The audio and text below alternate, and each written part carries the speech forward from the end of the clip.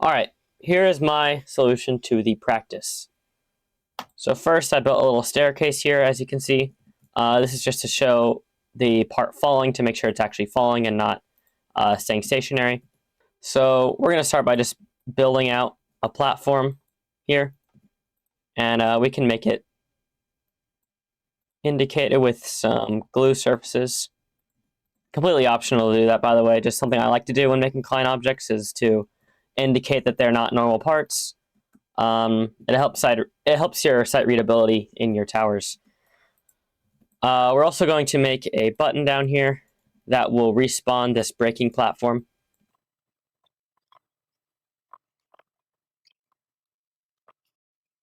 Nothing super fancy. And then we're just going to name this platform, we can name it platform.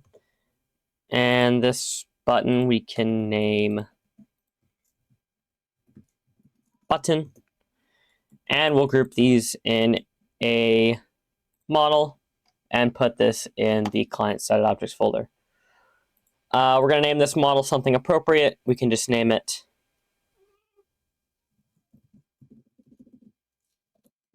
button respawnable braking platform. Kind of a long name, but it's descriptive enough, I think. And then we're going to add in the client object bool value, simple, indicating that this is a client object. And then we're going to add a module script named client object script.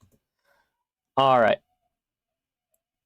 Now, return function, starting off our client object script. So we're going to define our platform and our button over here. So we're going to say local button equals script.parent.button. You can say local platform equals script.parent.platform. All right, now we're going to have two functions because there's two things the script is going to be doing. It's going to be breaking this platform, so making it unanchor and fall, and then it's going to be respawning the platform when you press the button. So we're going to have local function break platform, and then we're going to have local function respawn platform. All right. We're going to add a little comment to ourselves saying this function will unanchor the platform, and this one is going to return the platform to its original position. Okay, so now we're going to add a collision detection on the platform that will make it fall. So we're going to say script.parent.platform.touched connect function. And if you remember, we can't just leave it at this. We have to make sure that the thing that touched the platform is our character model. So we're going to define a hit variable, which is the thing that touched the platform. And then we're going to say if game.players get player from character hit.parent. And I like to do it my way, where I have local player equals game.player.local player. And then if the character model is not the same as the character model of our local player, then return end. If you just have this in your script, this will work just fine as well. It's up to personal preference. Personally, I like doing this because this will work even outside the collision group script, and it will work if I'm submitting to a fan game that does not have the modern collision group script, and it will work if the collision group script ends up breaking somehow. So I do it like this because I know it's more stable, but it's completely fine if you decide to do it the other way. Now we're going to call the break platform function so that when this platform is touched, it will fall over. And then we're just going to make sure that this is all working just fine by printing platform was touched in the break platform script, so that when we touch it, we make sure that this function is actually running. Because again, it's good practice to periodically test your scripts as you write them. So we expect to have this printed when we touch the platform, and as you can see, it is. And it's actually being printed more times than once because every single every single body part that touches this counts as its own collision. This is actually kind of an issue because we don't want it being unanchored more than once. It's not a huge deal, but I still think it's good practice to not have this function go more than once. Make a variable called platform has fallen. We're going to set this to false. And then when we touch the platform, we're going to say platform has fallen equals true.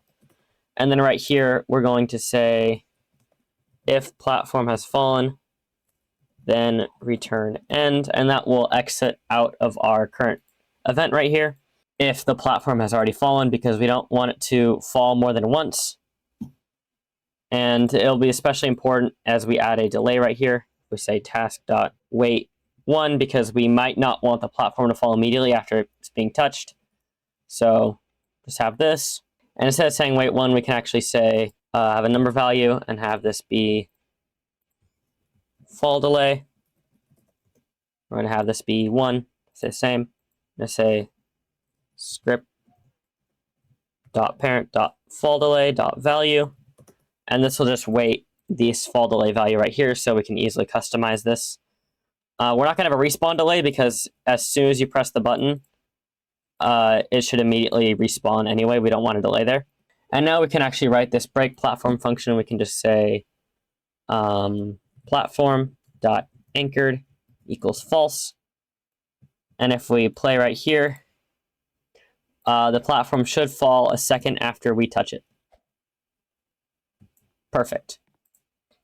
Now, we're going to work on the second part of the script, which is respawning the platform. So we need to actually have a click detector in this button part so that when it's clicked, the click gets registered. And then we're also going to have a variable right here. We can have a local button equals script.parent.button. And then we can have local button click detector equals button.click detector. And then if we say button click detector dot mouse click connect function, and then after the part has been respawned, we're going to say platform has fallen equals false, just so that this can start again, because we don't want to disable when you've activated this and it falls down and you've respawned it. We want this to be able to fall again. So that's why we're setting this variable to false, so that this can happen again.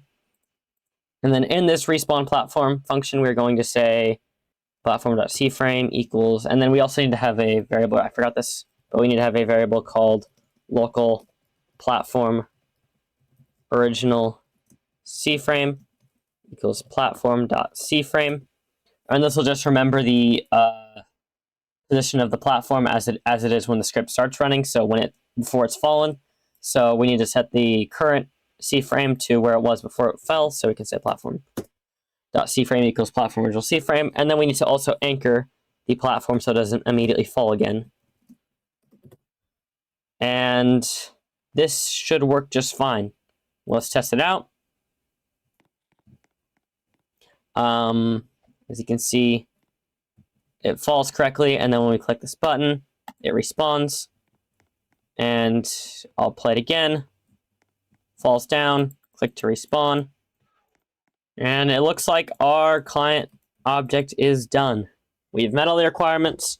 If you had a different solution or you see problems with my solution, feel free to leave your comments in the comments, and I'll get back to you. So, hope you enjoyed this tutorial. Hopefully it was helpful, and I'll see you guys next time.